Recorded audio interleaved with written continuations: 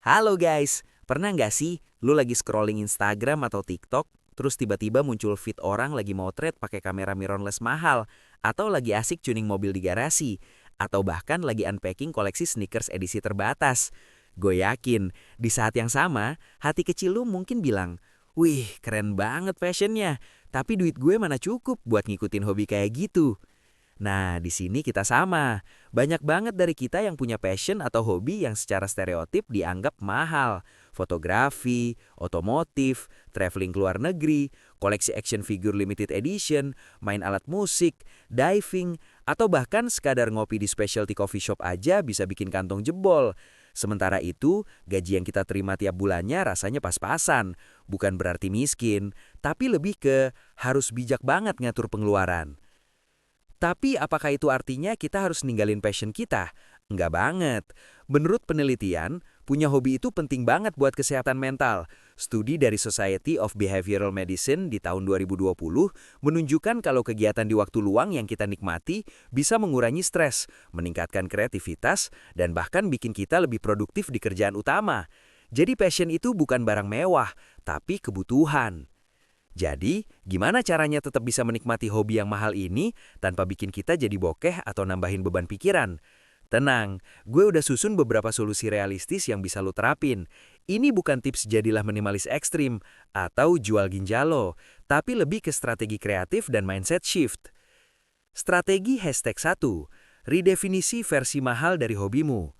Pertama-tama, kita perlu bedain antara hobi dan Gear Acquisition Syndrome atau GAS. Istilah GAS ini populer di kalangan fotografer, tapi berlaku buat semua hobi. Intinya, kita jadi kecanduan beli peralatan baru, bukan menikmati proses hobinya sendiri. Contohnya, fotografi. Passionnya adalah bercerita lewat gambar, bukan semata-mata punya kamera seri terbaru. Apakah dengan kamera DSLR entry level yang second, atau bahkan smartphone kamera bagus, kita nggak bisa belajar komposisi, pencahayaan, dan editing? Bisa banget. Banyak fotografer profesional yang sering bilang, gear is good, but vision is everything. Fokus dulu menguasai dasarnya. Otomotif, passionnya mungkin adalah merawat kendaraan atau memahami mesin. Daripada langsung modif turbo yang harganya selangit, bisa nggak dimulai dari perawatan dasar yang rajin, belajar detailing mobil sendiri, atau modifikasi kecil-kecilan yang fungsional. Sumber dari komunitas otomotif sering bilang, konsistensi dalam merawat itu lebih keren daripada modif nanggung tapi mahal. Traveling, tujuannya adalah pengalaman dan kenangan. Liburan ke Raja Ampat atau Jepang memang impian, tapi apakah menjelajahi daerah-daerah tersembunyi di provinsi lo sendiri, mencoba staycation di penginapan unik, atau hiking gunung terdekat nggak bisa memberikan keseruan yang sama? Seringkali yang bikin travel berkesan justru cerita dan orangnya, bukan semata bendera negaranya. Intinya, tanyain ke diri lo, apa sih esensi dari hobi yang gua suka ini? Dengan fokus ke esensinya, kita bisa menikmati passion dengan budget yang lebih manusiawi. Strategi #2, Master of Second and Pre-Loved. Ini jurus andalan gue guys. Di era marketplace dan FB Group sekarang ini, barang-barang hobi berkualitas dengan harga jauh lebih murah itu sangat mungkin didapat. Komunitas hobi itu biasanya punya siklus. Ada yang jual barang lamanya karena pengen upgrade. Nah, disinilah kita bisa memanfaatkan. Hobi musik, ingin belajar gitar, cari aja gitar second yang masih bagus dari brand reputable. Biasanya harganya bisa turun 30-50% dari harga baru. Sama aja kan buat belajar? Hobi fotografi atau teknologi, kamera, lensa, dan gadget itu investasi. Barang second yang dirawat dengan baik performanya masih sangat oke. Lo juga bisa nyari bandel bekas yang dijual karena pemiliknya banting setir. Penting banget buat research dan cek fisik langsung kalau bisa. Hobi olahraga, sepeda, sepatu lari, atau alat fitness bekas yang masih layak pakai bertebaran.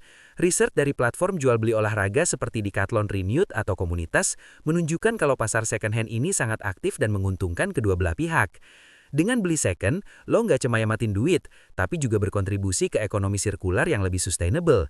Siapa tahu malah dapat barang langka yang udah nggak diproduksi lagi. Strategi #3, Skill over Stuff, investasi di ilmu, bukan cuma di barang. Ini mindset yang paling powerful guys. Daripada ngumpulin duit buat beli alat termahal, mending alokasikan sebagian dana atau waktu buat belajar skill yang bikin kita makin jago di hobi itu. online course dan tutorial gratis. Dunia maya itu emas. Dari YouTube, Skillshare, Coursera, atau artikel blog, tersedia ilmu gratis yang luar biasa banyak. Mau belajar editing video untuk konten traveling lo? Banyak tutorial DaVinci Resolve yang gratis lagi dari nol sampai advance. Mau belajar servis ringan motor sendiri? Banyak channel mekanik yang ngajarin step by step. E-book dan perpustakaan digital. Buku-buku mahal tentang teori fotografi, desain, atau sejarah, lo bisa cari versi e-booknya atau pinjam dari perpustakaan digital lokal. Ikut workshop terjangkau. Cari workshop atau kelas singkat yang harganya bersahabat, mungkin dari komunitas atau praktisi lokal. Yang penting ilmunya bisa langsung lo praktekin dengan alat yang lo punya sekarang. Dengan skill yang mumpuni, lo bisa menghasilkan karya yang oke bahkan dengan peralatan pas-pasan. Ini bakal bikin lo lebih puas dan percaya diri. Strategi Step 4, Community is the key.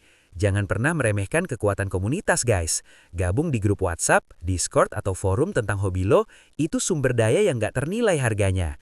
Sharing dan pinjam-meminjam. Di komunitas yang solid, sering ada budaya saling pinjam alat. Mau coba lensa tertentu sebelum beli? Tanya ke komunitas. Butuh alat khusus buat proyek coba-coba sekali pakai? Bisa minjem.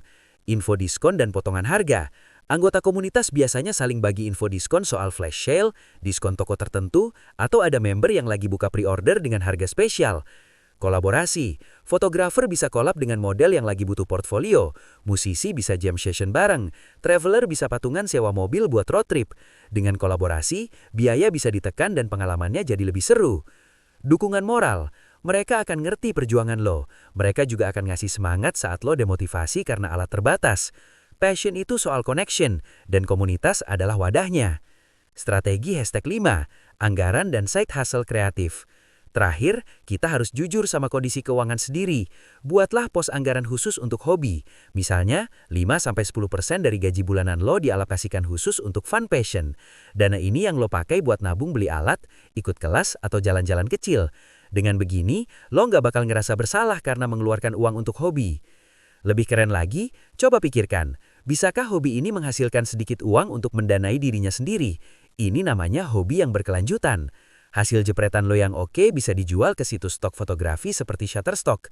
Skill edit video atau desain grafis lo bisa ditawarkan jasa freelance-nya di platform online. Barang koleksi lo yang udah nggak diminati bisa dijual lagi untuk mendanai koleksi baru. Lo yang jago cerita tentang perjalanan budget bisa mulai bikin blog atau thread di Twitter. Gak perlu langsung jadi jutawan. Tujuannya cuma satu, bikin hobi lo gak jadi beban finansial, tapi justru bisa membiayai perkembangan passion lo sendiri. Kesimpulan, jadi guys, punya gaji pas-pasan bukanlah akhir dari dunia passion kita yang terlihat mahal. Itu cuma berarti kita perlu lebih kreatif, lebih sabar, dan lebih cerdas dalam mengejar apa yang kita cintai. Kuncinya adalah fokus pada esensi dan pengalaman, bukan pada kemewahan alat atau gelarnya. Jadilah pemburu barang second hand yang cermat di pasar pre-loved. Investasikan waktu dan sedikit uang untuk belajar skill, karena keahlian itu nggak pernah lekang waktu. Bergaul dan terhubung dengan komunitas yang bisa support dan bikin jalan lo lebih mudah.